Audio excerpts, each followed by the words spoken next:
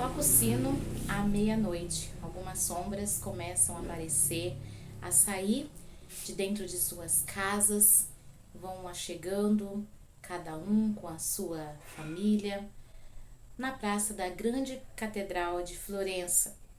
Talvez seja um casamento de um nobre, talvez seja a visita do Papa, talvez o rei para um grande pronunciamento. Não. O que é que vai acontecer então? Jerônimo de Savonarola irá pregar. Oi pessoal, tudo bem com vocês? Eu espero que sim, graça e paz a todos que estão no meu canal. Esse é o vídeo do quadro na Biblioteca de Salomão, que tem como intuito trazer para vocês e para mim também, é claro, pessoas, exemplo de vida que faz com que nós desejamos cada vez mais estar mais perto de Deus, conhecer mais a sua palavra. E nesse quadro eu vou indicar livros, exemplos de vida, alguns precursores da Reforma Protestante, e nós vamos conversar a respeito desses grandes homens e mulheres de Deus. E hoje nós vamos então, como eu coloquei na introdução, falar sobre Jerônimo de Savonarola, que foi um também dos precursores da Reforma que aconteceu sem mesmo saber, porque ele desejava profundamente no seu coração que a palavra da verdade, que justifica e santifica, alcançasse toda uma geração.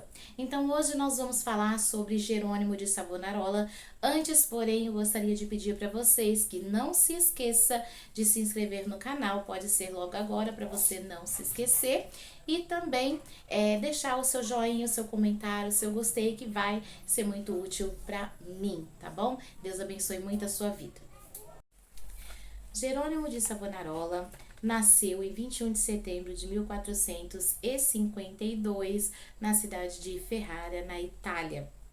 Seus pais, Nicola e Helena Savonarola, eram de uma família muito tradicional e muito influente nesta cidade, porém não seguiu os princípios bíblicos. O seu avô era médico do Duque de Ferrara e assim, como toda a família tradicional da época, ansiava que o jovem Jerônimo ficasse no lugar do seu avô quando este deixasse ali de exercer a sua função de médico do Duque de Ferrara. Mas Deus tinha outros planos para esse jovem. Desde sua juventude, ele dava sinais que estes planos não seria a medicina. Porém, ele iniciou seus estudos em filosofia e medicina, e ali os filósofos Aristóteles e Platão deixavam ainda mais a sua alma sequiosa, de conhecimento de Deus. E ali, com os escritos de Tomás de Aquino, ele foi fortemente influenciado, então,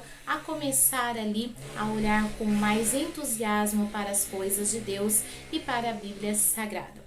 Ainda na sua mocidade, ele se apaixonou por uma jovem ali de Florença, porém a família desta jovem não se importava, não queria a união das duas famílias, Então, quando ele percebeu o desprezo em relação à sua jovem amada, ele então desistiu de se casar. Numa viagem em 1474, ele ouviu um sermão de um padre agostiniano e foi tão impactado com esse que entrou na ordem dominicana em Bolonha. Ficou lá por 7 anos até que ele foi transferido para o convento de São Marcos, lá em Florença, onde ele havia nascido. Foi lá então que, cheio de convicção e do Espírito Santo, ele pregava, como era conhecido, com uma grande voz de trovão. Cada vez mais o seu coração ardia e ele ali meditava e trazia sermões poderosíssimos, a ponto de todas as pessoas daquela cidade chegar até ele, ali à meia-noite, para então conseguir as primeiras fileiras na Catedral de Florença para ouvir então o seu sermão. Certa noite, ele, cheio do Espírito Santo, teve uma visão, e durante essa visão ele ficou 5 horas impactado com o Espírito Santo, ali totalmente imóvel, e assim o seu rosto resplandecia, brilhava.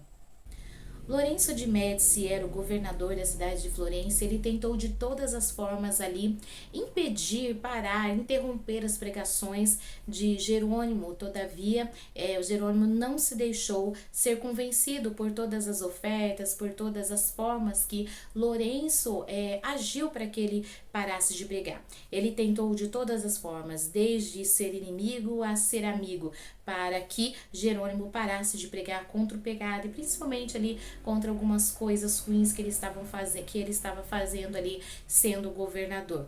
Como ele não conseguiu de diversas maneiras, ele falou assim: para interromper um grande orador, vou precisar contratar então um grande orador para que, através da sua grande oratória, ele consiga desmotivar as pessoas a ir ouvir Jerônimo de Savonarola pregando contra o pecado. Então ele contratou o Frei Mariano, que também tentou de todas as formas persuadir as pessoas ali com a sua forte oratória, porque ele também era considerado um grande orador ali de sua época, mas as pessoas não deram ouvido apesar de toda ousadia, e ele não tentou mais então pregar contra Jerônimo, porque as pessoas não davam ouvidos. E ele pensou: minha reputação vai ficar, prejudicada se eu continuar insistindo nessa forma de oratória.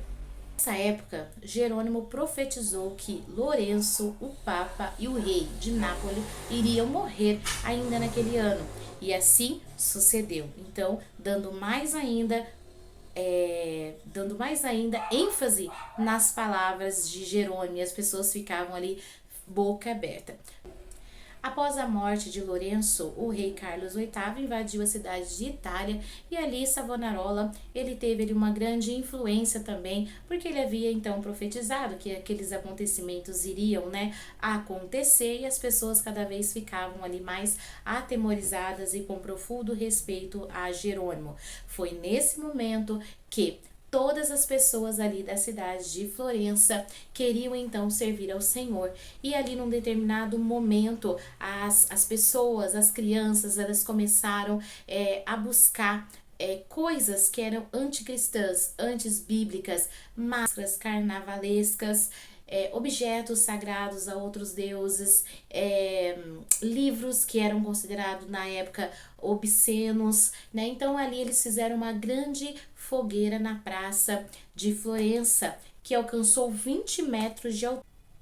Vocês já imaginaram uma fogueira de 20 metros com todos os objetos, com tantas coisas que não agradavam a Deus ali e que eram consideradas antibíblicas ou anticristãs. Foi nesse momento então que Jerônimo ficou ainda mais conhecido no meio daquele povo. Se ele tivesse vivido há poucos anos mais à sua frente, talvez ele fosse o grande nome da reforma, como foi Martim Lutero, porque na sua época ele foi um grande pregador contra o pecado, contra as coisas que não agradavam o Deus dos céus, e ele foi assim um homem cheio do Espírito Santo e cheio de unção, e que os homens tentaram calar de diversas formas, mas através da unção do Espírito Santo ele continuou pregando ali a palavra de Deus. De ser um grande homem de Deus, um grande exemplo para sua época e para todos nós, um grande pregador, um grande orador.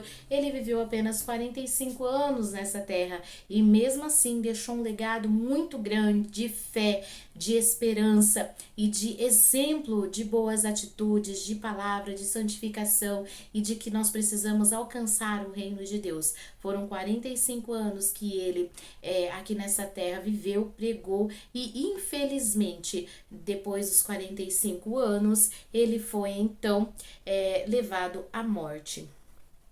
Em 1998, após ser excomungado pelo Papa, ele foi condenado à morte, enforcado e também queimado em praça pública.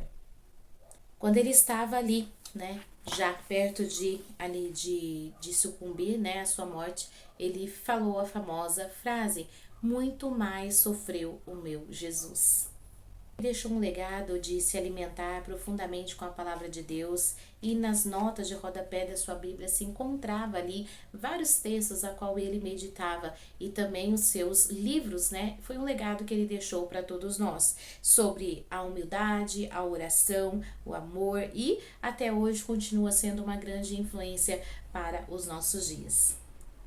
Esse foi o nosso grande exemplo que eu queria deixar para vocês na continuação do quadro na Biblioteca de Salomão, que fala a respeito de grandes exemplos de fé que deixaram um legado para nós. Jerônimo de Savonarola foi um grande homem da sua época e deixou para nós um exemplo a ser seguido.